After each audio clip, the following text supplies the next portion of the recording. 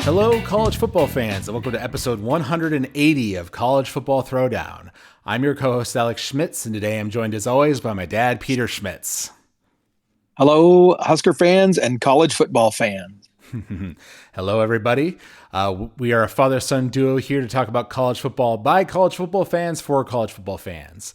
We have a very eventful week of college football to talk about today, week 6 in the world of college football. We'll be starting off with Nebraska's victory over Rutgers, and then diving into the big upsets that happened across the nation, and talking about the following week where Nebraska has a bye. So we actually won't have a Nebraska game to deep dive into next week. But it's coming at a good time in the season for us. We need a little rest.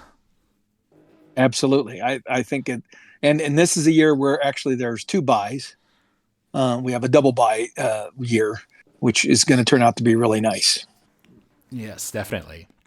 But before we dive into all that, we're going to stick with our tradition and open up a cold beverage. Today I've got my Japanese Sapporo beer here. All right. And, now we're getting close to the West Coast. And so I saw Sapporo in the grocery store today. So I must be getting close to California. Let's see here. I am drinking the Fest beer. It is a German-style lager made by Zipline Brewing out of Lincoln, Nebraska. And we spent some time at the Zipline Brewery while we were there in town. Really enjoyed their beers. And this one particularly is a good German lager. Even your mom likes it as well.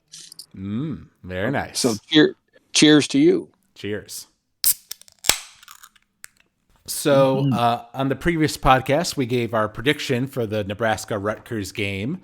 I was the more optimistic one and thought we would win in a close game, 31-27. And you predicted basically the opposite score, going Rutgers' way, 31-28. And it being much lower scoring than either of us anticipated, with Nebraska winning by 7, 14-7. My personal theory is that Tony White and the Black Shirts were listening to the last podcast and heard you dissing them and saying how they couldn't stop the run. And so they decided to prove you wrong. They did. And they did. But you know what, Alex? He took my advice from that podcast. He, in fact, in today's press conference, Matt Rule basically outlined that they did what I recommended they do. You may recall that I vented a little bit about the fact that we don't have enough big boys up front on the defensive line, and that we really just have 2 guys, right? In this 3-3-5, I mean, you got Ty Robinson and Nash, and then they have a couple of backups for them, but that's it. That we just did not have enough big guys to stop these power running teams from the Big 12, the Big 10, and that what they did was they basically switched up where they were doing the 3-3-5 sometimes, but they also had a package, a big package where they had 3 big guys in the line and then 2 defensive ends. So they were running basically a 5-2, which is kind of what I was suggesting we needed to have. We needed to have the ability to do that for certain matchups. Now, in my opinion, that was maybe a mistake of not having that package ready to go when we played Illinois, because had we done that with some regularity against Illinois, I think we maybe beat them. Right. I mean, we should have won that game regardless. So yeah, right. that might have been enough of a change to make a difference. So, but I'm pleased that Tony White was willing to kind of get out of his comfort zone and do the things that the staff as a whole recognized needed to be done, and then the guys rose to the occasion and executed. I mean, that was an impressive defensive performance. There's no doubt. Yes. That score of 14-7 definitely does not tell the whole story of the game, because when you look at the stats, we're quite even across the board. Rutgers had 18 first downs to our 15. They had a total offense of 264 on 69 plays, while we were 261 on 70. Very close time of possession as well. The commentators were mentioning the stat that, they crossed our 50 like 8 times over the course of the game, but yet they were only in the red zone twice, and they only scored in the red zone once. Once, right? So I think this was a great example of our kind of that bend but don't break kind of defensive style that we've seen this season. Although, we have to add in there that our defense on a couple of occasions was put in precarious situations and found a way to do a brilliant goal line stand, and then just another great, defense when they were basically deep in our territory and we didn't let them score. So the defense just rose to the occasion on countless times, it seems like, during the course of that game to stem the tide. Right. But and we scored on a couple of touchdowns. That really was the difference. We were 2 for 2 in the red zone. Yep. Well, and talk about fourth down conversions. They were 2 of 6 while we were 3 of 3. It was a weird day where it was windy in Lincoln and hot. And the wind discouraged everybody from going for field goals. So they had that fake, I forget if it was a fake punt or a fake field goal where they went for it and we stuffed them there, right? It was a fake field goal. Yep. Right. So they actually left 17 points on the board because there was a field goal that they missed that they went for. Right. And that one literally got blown out of the way, right? Like when it went off his foot, looked like he was going to make it, and then it just slid to the right, doink on the goalpost. Yep. And then there was the goal line stand, which you mentioned, which was critical for us after we turned the ball over to them and gave them really short field. They're basically right at the goal line. We managed to stuff them. And then there was the kind of blown coverage where our guy fell down and the receiver literally had the ball in his hands and dropped it, a surefire touchdown. Well, he didn't drop it so much as he needed to just slow down. He was so wide open. He just needed to slow down and adjust to the ball, and he didn't. And the ball ended up hitting him kind of in the helmet and the shoulder pad because he kind of outran the ball. It was just kind of I think he was so surprised when our guy fell down and realizing he was so wide open, and he maybe lost track of the ball for just a moment and ended up kind of outrunning the path of the ball. Regardless, it was a blessing for us, no doubt. Yeah. So I know you were talking about, right, how this is a Greg Schiano coach team and they'll capitalize on your mistakes because they don't make many, even though, they may not have as much talent. But in this game, they certainly made their fair share of mistakes. They threw 2 interceptions. Yep. So they did enough to made enough mistakes for us to stay in the game in the second half when our offense completely stalled. Right. And part of our offensive ineffectiveness in the second half was adjustments that they made that caused us to not have success. Right. So it's a two-edged sword, right? It was definitely us not executing, and it was also definitely them, coming up with, scheme corrections and calling a good defensive game plan that made it very difficult for Nebraska to move the ball effectively. Although in watching replay, it's interesting. I mean, we definitely had our chances. We should have scored a lot more than 14 points in the first half, to be honest. Right. So not a lot more, but we should have scored more. I think legitimately we should have had 21 or maybe 28. Right. Well, there was that interception they threw late in the first half that gave us good field position around midfield.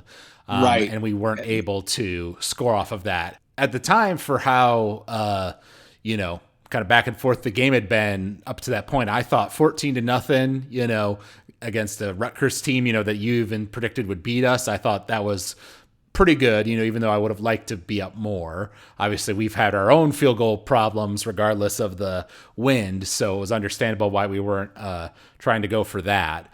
But yeah, this was not a great day for Dylan, probably his worst game as a quarterback this year. Right. Yeah, he clearly was struggling.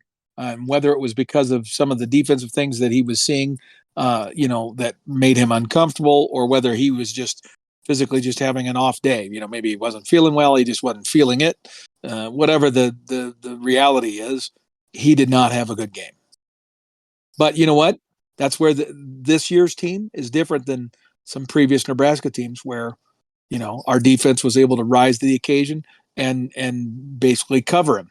And, there have been a couple of weeks where, if it wasn't for our offense being able to match score for score, because our defense was struggling. But what we did to that running back, and I'm not going to try to even pronounce his name because it's hard to pronounce, but the Rutgers running back, it was the real deal. And in the first quarter, it looked like he was going to exceed even my fears of how much damage he was going to do to us. But then pretty much after the first quarter, he didn't do much. True. And that was partially us, making adjustments and kind of shutting down their running game. Yeah. And then also probably some questionable play calling on their part.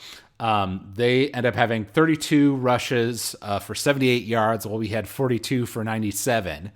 And I think I read that they only ran him twice in the whole second half, I want to say. There were definitely some situations I can remember a 3rd and 3 where I thought for sure they were going to run it on us, and they threw instead and didn't get it. Well, and during the game, I think they even showed this on the broadcast. Shiano was just dressing down his offensive coordinator, and I think he was pretty unhappy with him for maybe being a little too pass happy. And when they didn't get that third down that you're describing, I think it was right after that they showed those two on the sidelines, and Shiano was very animated, let's just say. Yeah. And then in terms of passing, we were 14 of 28 with the 1 interception, while they were 15 of 37 with 2. So we because we had that lead, even though it wasn't a ton of points, we did force them to pass it more, and that's clearly not the strength of their quarterback, although he did have a few clutch throws of his own. But I actually really liked those 2 drives where we did score. I thought we had a great balance of running and passing. It looked like our offensive line was getting some penetration and letting us get a running game going, where we would, run it 3-4 times in a row, get some first downs. But like you say, they made some good second half adjustments that made it harder for us to do that later. Yeah. I mean, I think we had a total of 55 yards of offense in the entire second half. Oof. I mean, they just shut us down. So, that is, concerning, right? But at the same time, this is a gutty Big Ten win. Well, and we gotta like that. And not to mention that because the defense did bend but not break at times, they were able to pin us deep on 2 separate occasions, right at our own goal line. So that obviously stifles what you can do offensively if you can't kind of get out of that situation quickly. Right.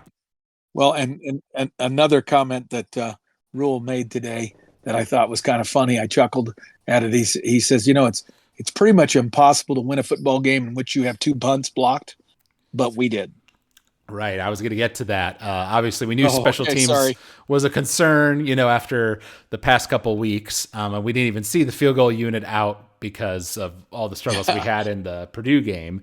Right. And then Brian Buschini, our punter, who's played well this year, got slammed by a Rutgers guy on the first punt that we had of the game. My God.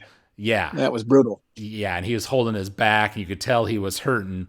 But to me, he was actually like the MVP of the game because, the coaches kept him in, I guess, because we all have faith in our backup. And even though he was clearly in pain, he was still getting some punts off. He got a second one blocked later because of a missed assignment on a block. But he came up with a really clutch, huge punt late in the game that really flipped the field for us. And he threw it on a trick punt play, 4th down, with a really beautiful spiral, I have to say. Absolutely. Yes. Yeah. Well, again, Matt Rule's comment was he actually throws the ball. He's one of the best throwers we have on the team. And interestingly, he went out at halftime and with the receivers, the receiver that was part of that special play, and threw the ball around because they knew they were going to call that fake, and he wanted to make sure that with his injury, his back was obviously bothering him, that he could still throw accurately. And so they went out at halftime on the practice field behind the stadium, and threw the ball around a little bit and got him loosened up. Huh. Interesting. I think that's funny. Right. Well, and in the end, because I think unfortunately after that pass, we kind of 3-and-outed from there. We didn't get another first down, but it moved us down the field enough. So then when Brian came out and punted it, he was able to pin them deep. So this was a very field position focused game for sure. So all that stuff does come into favor. Although now that we've shown that we have that card, that's something that all our future opponents will be scouting for, of course. Absolutely. But that's okay. Now they have to prepare for it. True. I'm okay with that. But yeah, I know your immediate text to me after the game was like, Matt Rule better be on the phone with Bill Bush ASAP because the special teams issues are clearly still a factor. Well, they are, and he acknowledged that, but he was more balanced in his view than I was, because he's like, special teams also has to include the fact that we sniffed out a fake punt or a fake field goal that they had attempted, and we stuffed it. We had a fake field goal or fake punt of our own that was enormously successful, and even though it didn't translate to points, it did flip the field for us and basically buy us time, right, on defense, and kept them from scoring more points. So, and we had a booming punt that got them inside, and our kickoff unit, kicked it out of the end zone and didn't allow them to, have much of a return game and that sort of thing. So there's a bunch of aspects of our kicking game that did really well. It's just the punts were a problem. Yeah. Well, and especially that, I don't remember the first one as clearly, but I just remember the second one that was blocked. It was just a completely whiffed block. Like our guy was in the area, but he just was a little out of position or whatever and just let Brian. Well, that guy was untouched. Yeah, no, he was totally untouched. So yeah, that one's, not on the snap, not on Brian being slow or anything like that. It was just the missed block. Yep. And you just can't have that. I mean, in week 6 of the football season, you should not have that kind of an error. Maybe it's not acceptable, but maybe you understand it if it's week 1 and the guy's new. But this is week 6, and that's unacceptable. Yep. But even though it was ugly, it's still a W. So we take those W's. We do. You thought this was a potential trap game for us, so we managed to avoid the trap. And now we get a bye week to rest up our injured players and put together a game plan for the next 3 games, which we have a series of games against Indiana, against Ohio State, and against UCLA before our next bye. So I'm kind of viewing these next 3 games as kind of the next section of our season. And that Indiana game is going to be a big one. They've already announced it's going to be the big noon kickoff game in the Big Ten. Yep. Indiana's undefeated. It's going to be at Indiana. So that's one where, we'll do our proper full evaluation of Indiana next week. But as of right now, I'm thinking that's one we're probably going to lose. So now here's my thing. I think we're going to win. and not because of how we played in the Rutgers game, but because I now have seen our defense perform at a level that I was expecting, right? Like I saw them do the things and they showed me some stuff in this game that I hadn't seen before now. And I am inclined to believe that our offense has enough explosiveness that we're going to do okay.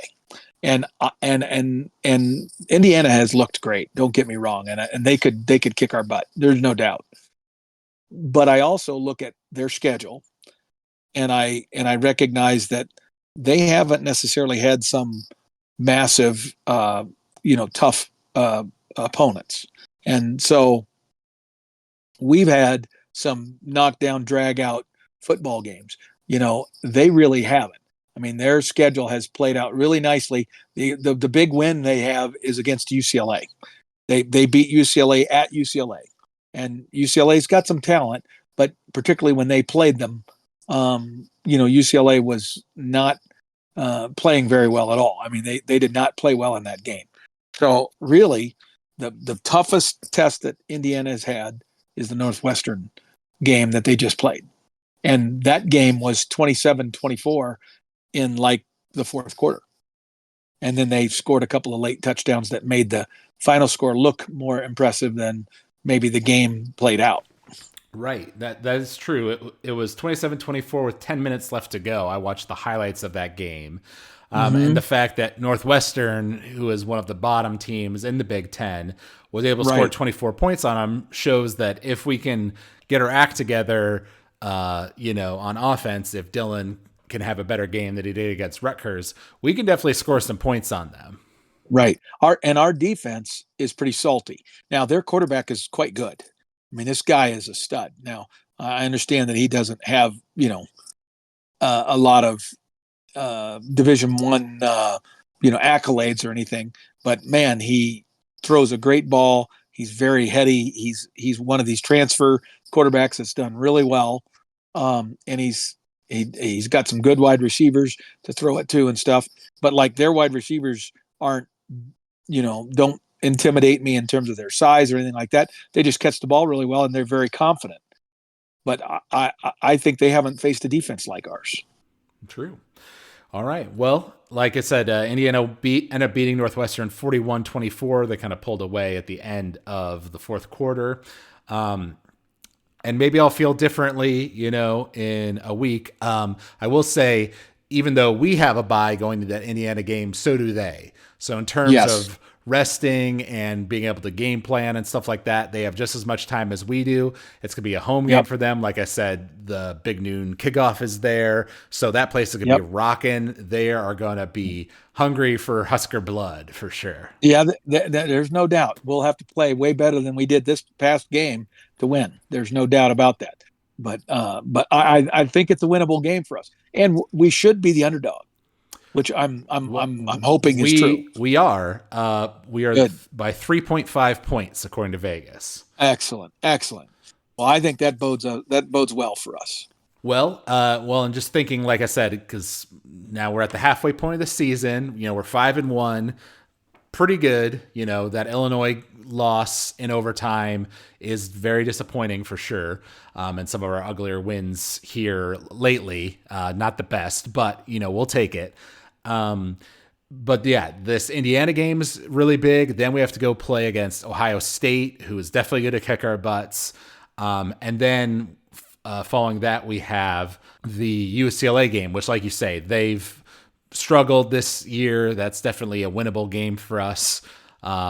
So, the way I see it, we have the chance to be, what would that be? Either 7-1 or 7-2. Or I guess it would be 6-3 at the end of that stretch. That's kind of where I'm coming down. And this Indiana game is the real toss-up to me. Like, I feel like we should beat UCLA. I think we should lose to OSU. Indiana, I think it could really go either way.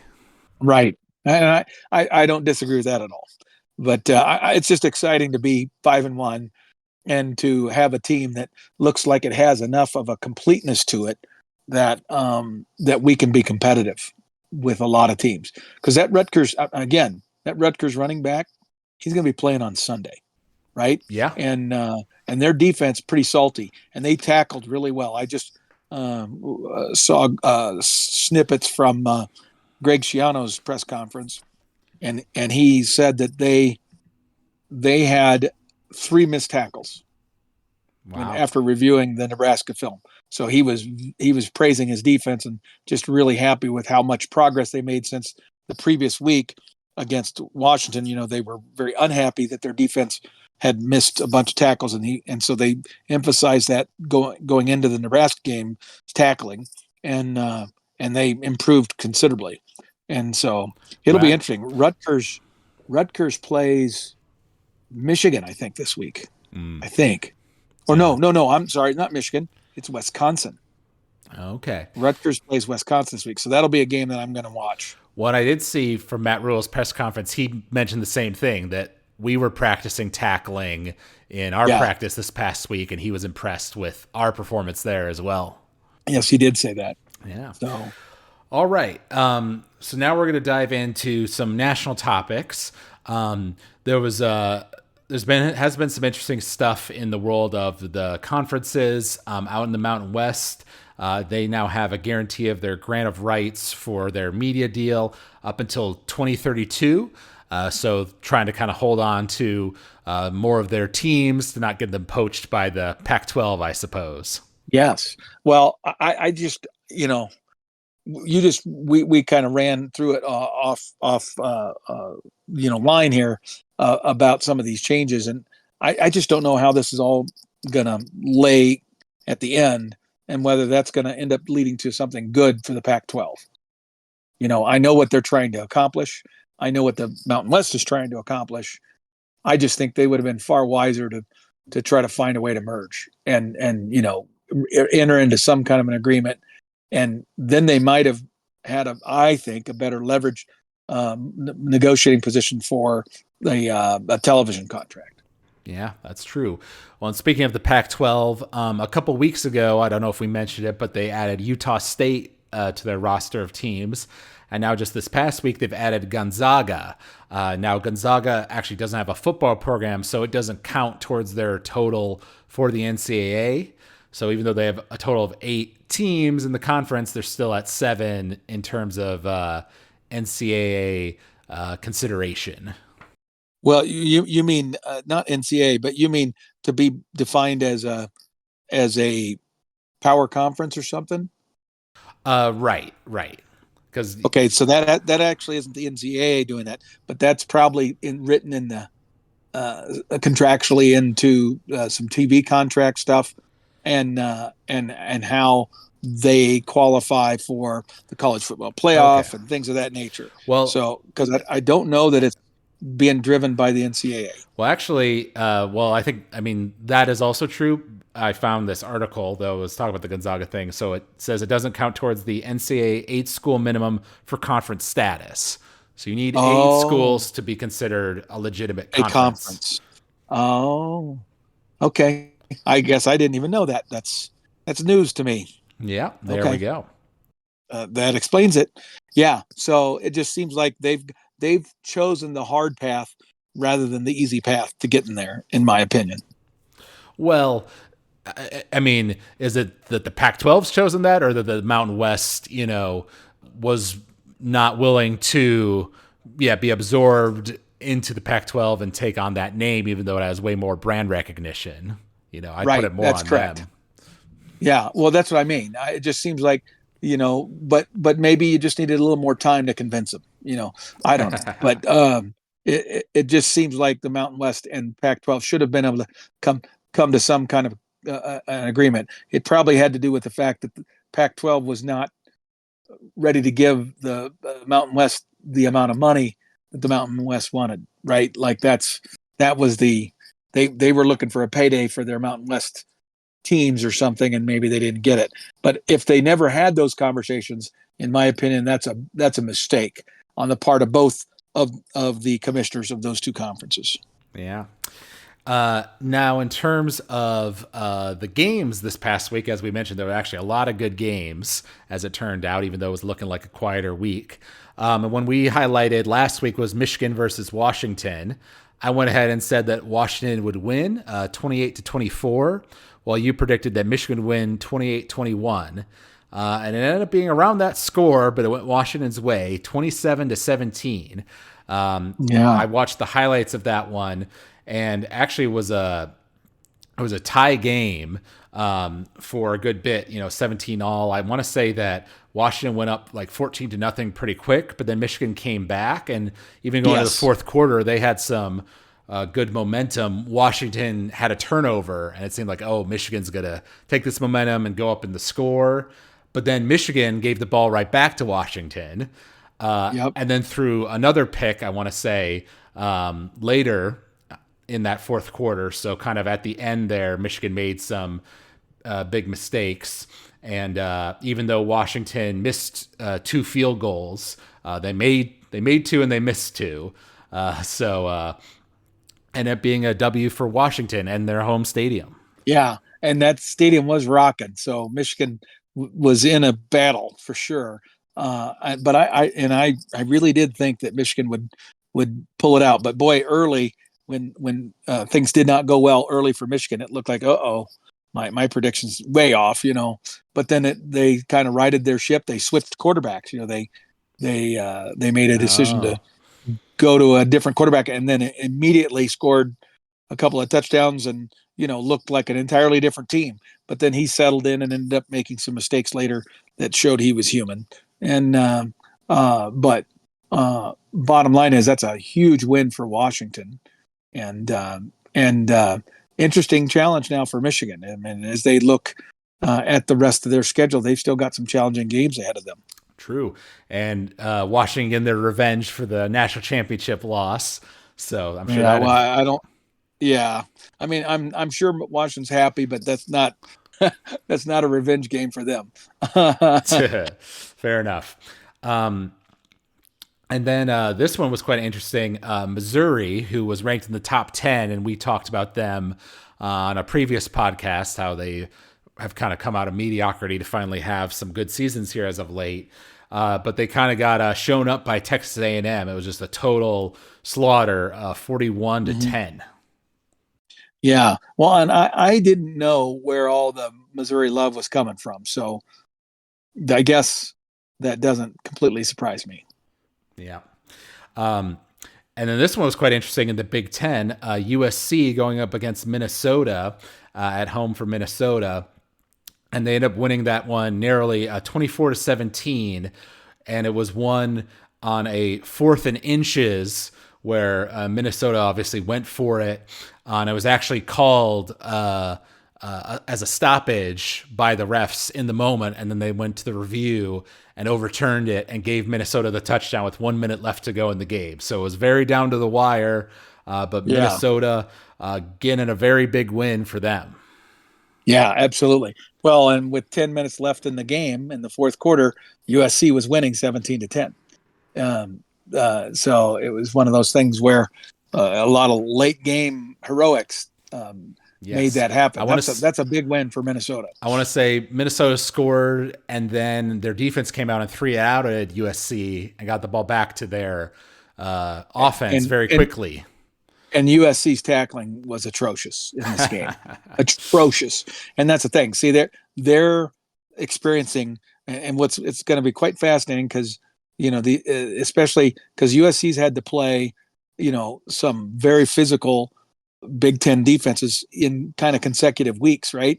And if you play, three tough, of these middling Big Ten teams that play this hard nosed defense, low error offense, usually have a great offensive line and try to just run power football and some play action passing and occasional deep passes. If USC doesn't get out on them early and just blow their doors off, then you get late, and USC is not used to playing that kind of schedule week after week after week. That's true. That's the welcome to the Big Ten thing that Nebraska had to deal with, a decade ago. Right, it's a little bit of that, yeah. Yep. And then another top 10 upset, this time in the SEC, was Arkansas beating Tennessee 19 to 14. That's the one I did not see coming at all. Not at all. Well, there's another one I didn't see coming, but we'll get into well, that. that's We're saving the that best one. for That last. one's yeah, exactly. That one's more the obvious thing, but yeah. But this one, I really thought Tennessee would take care of this no problem. Yeah, I mean, Arkansas's defense played great, being able to hold Tennessee back. And actually, Arkansas should have won by more. They had to settle for 2 field goals right at their own goal line, basically. And they missed another field goal and another point in the game. So really, they should have won by more. Yes, yeah, and you know, I mean. I guess I just don't know enough about Arkansas. It's the bottom line, because I really thought Tennessee would take care of business here, and this is just another example of, you got to come to play every week in these conferences. Every team's got the money. They've all got good coaches, and you damn well better come with the intensity and focus to, compete at the highest level. You love the game. You got to love the game. That's definitely true. And as we mentioned, we kind of buried the lead here. But by far the biggest game was Vanderbilt's historic upset on Alabama after Alabama narrowly made it out of Georgia unscathed. They showed some of those same issues against Vanderbilt. They threw a pick six and had a fumble later in the game. The biggest stat that kind of shows how that game went is that Vanderbilt had 42 minutes in time of possession. Wow, that is a good number. Well, and I love the pictures. They have video of the students and fans of Vanderbilt marching down Broadway, which is the main drag of all the music bars and restaurants that Nashville is known for, and they were walking down the street with the goalposts. And It was just classic, and Vanderbilt's never been able to do that before. It's pretty cool. Yeah, I saw that. Like they're being escorted by police down the street, threw it in the river, and now apparently they're selling pieces of the field goal post or something to fans. Yep. Yeah, I tuned in for the end of that one because that was actually going on at the same time as the Nebraska game. So afterwards, I turned over to that, and it seemed like Vanderbilt got a lot done just running the football, right? Those time of possession numbers really go to show, right? They were just kind of methodically, getting first downs on Alabama and then capitalizing on the mistakes that they made. Those turnovers were obviously huge.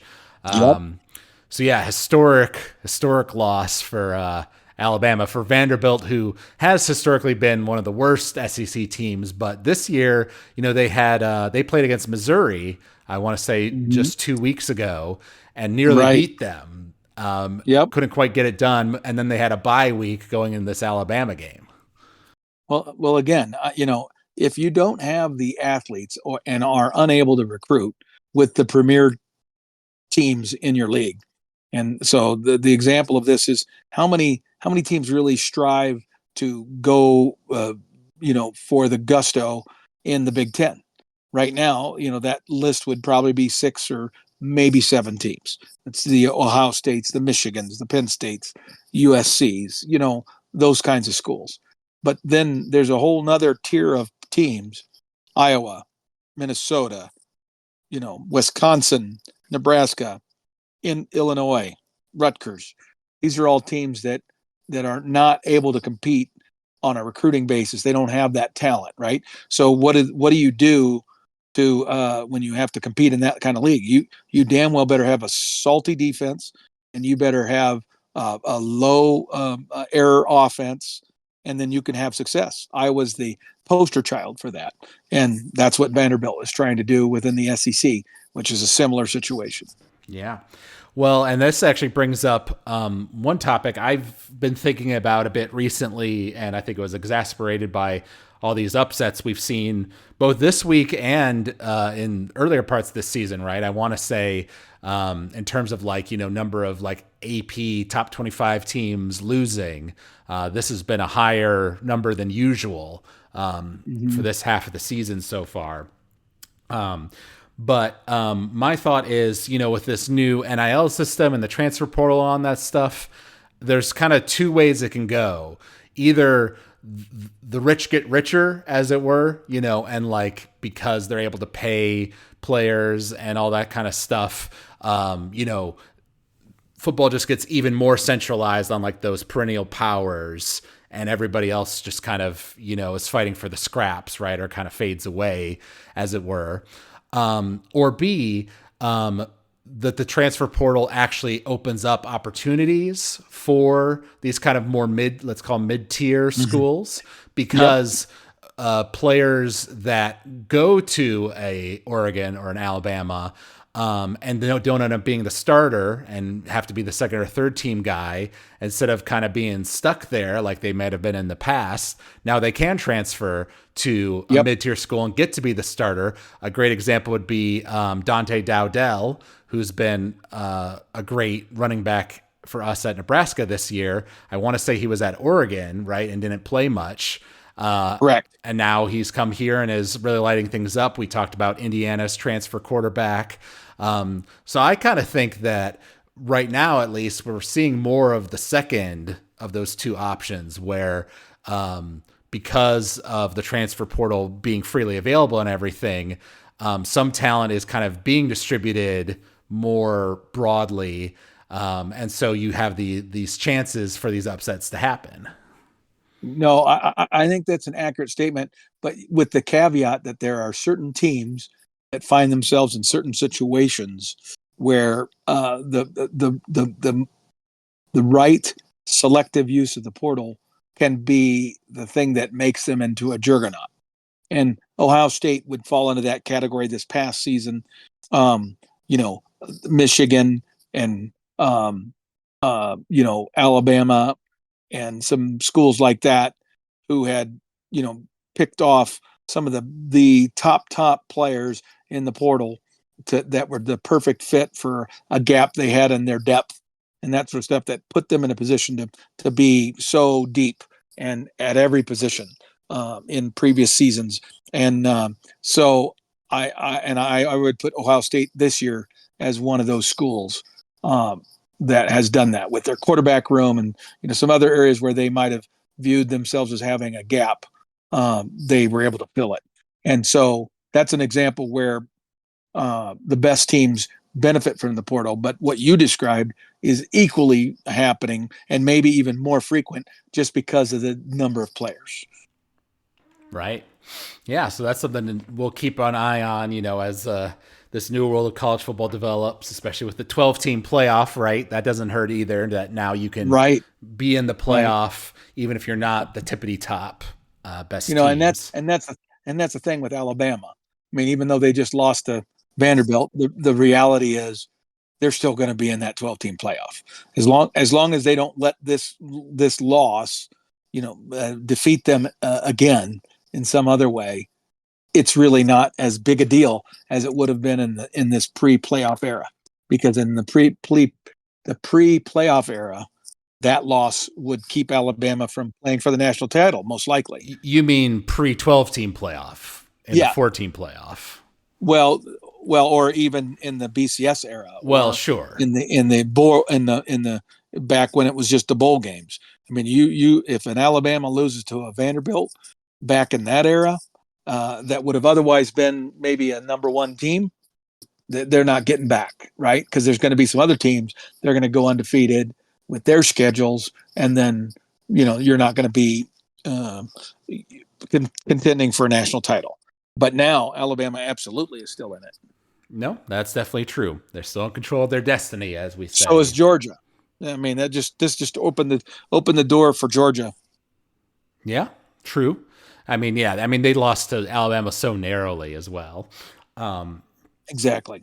So week 7 here, as we mentioned, there's no Nebraska game to look forward to, but there's still plenty of good college football going on. We got the Red River shootout going on this week between Texas and Oklahoma. Number 1 ranked Texas, I should mention. So between that and the fact that the game is played in Texas, I'm leaning towards it going the Longhorns' way this time. What do you think? Yeah, I am too. I mean, I know that Oklahoma has risen to the occasion. They have really had the upper hand in this series for quite some time, but I'm not as enamored with the current Oklahoma coaching staff. I don't think they have the gravitas of some of the previous coaching talent that's been in Norman. And so I think Texas wins this. And you know what? It might not even be close. Interesting. Well, I'm going to have us give a score prediction for this one. So I'm going to say it'll be a little bit high scoring and that Texas wins it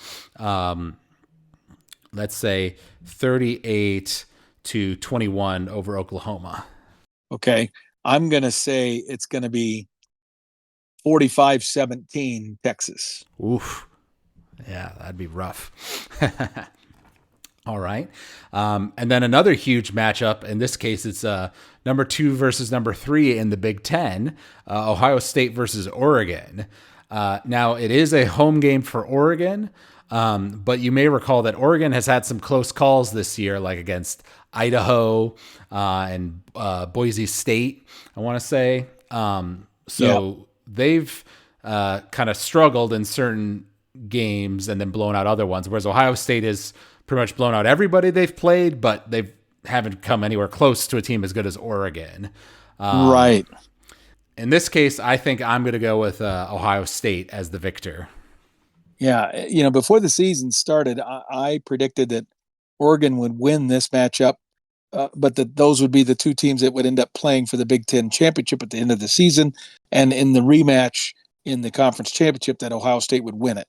Now, based on the things you just described, I feel like Oregon probably is not as complete of a team right now, but it's at Oregon.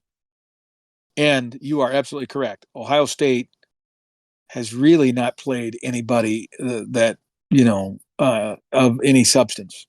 So the question becomes, can Oregon use that home crowd to ride themselves to victory?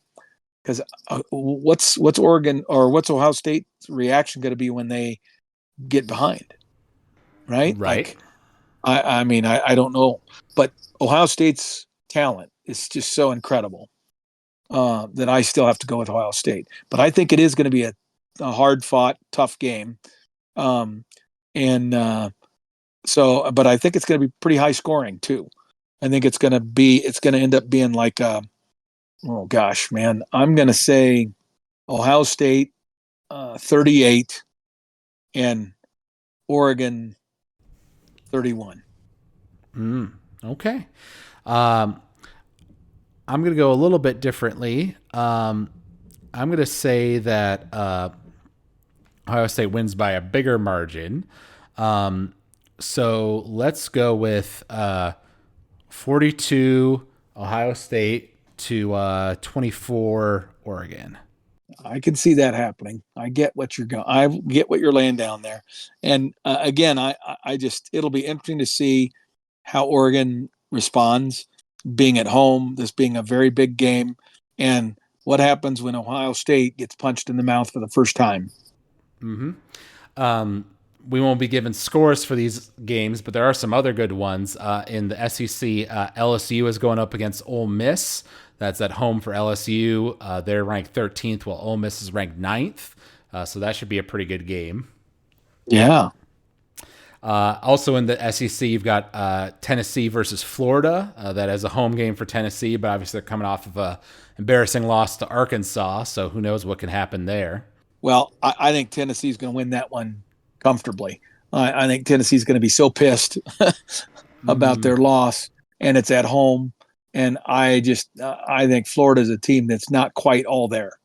Like they've struggled to put it all together. Right. No, I can see that for sure. They've had their own struggles this year.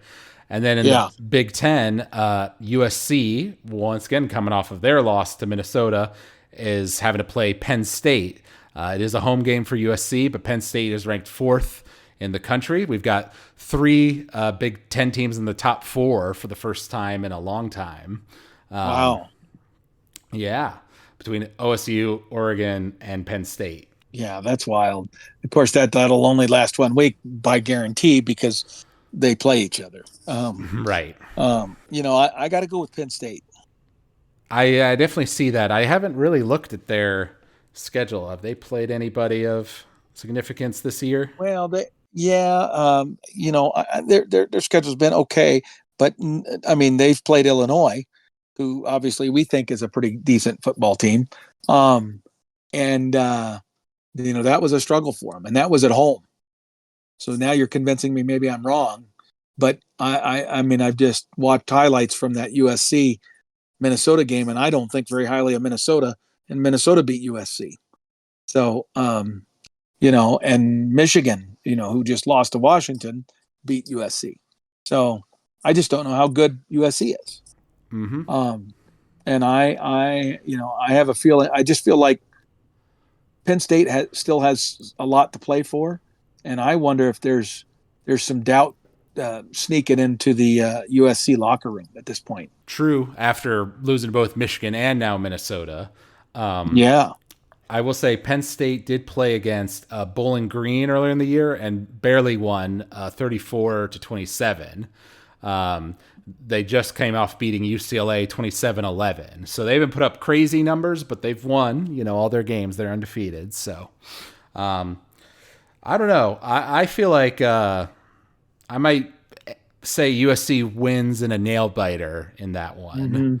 Mm-hmm. I could see that. I really could. But I know Penn State is very talented, but I would agree with you that they have underachieved so far this year. Yeah.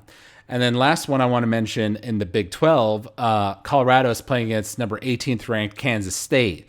So Kansas State is the favorite for sure, but it is a home game for Colorado, and they have not lost since they lost to us. So they're also 5-1 currently. Correct. Yep. Well, and they made some changes after our game where they they've made a conscious effort to balance their offense a little bit more than it had been.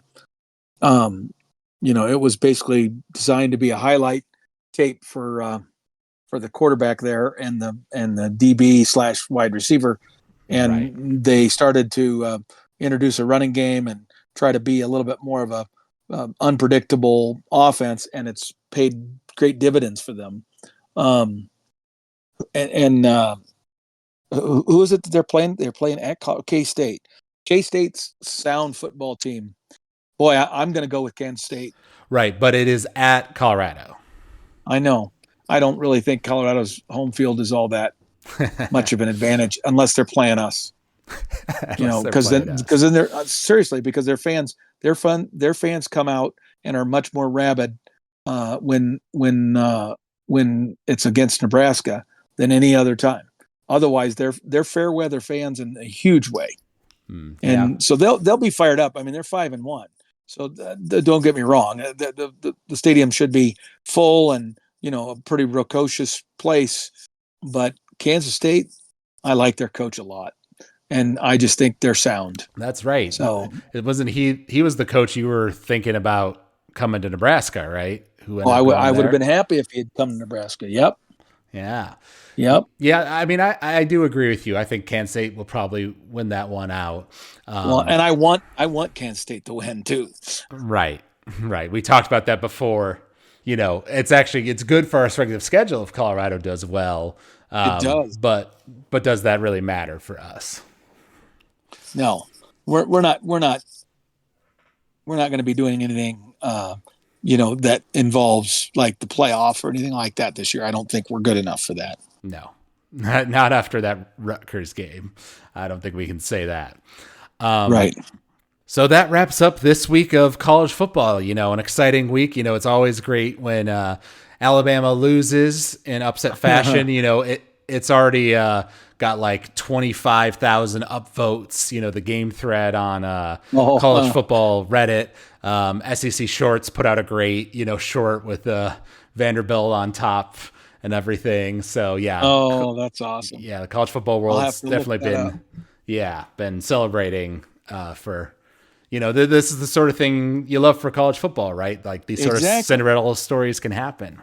Yep, and this past week was definitely one that I almost wish it would have happened this coming week instead of last weekend because we don't have a game, and so I could have just been comfortably enjoying all these upsets. But as it was, I was so wound up and stressed because of the way the Nebraska game played out that I wasn't able to enjoy those other games as much as I might have.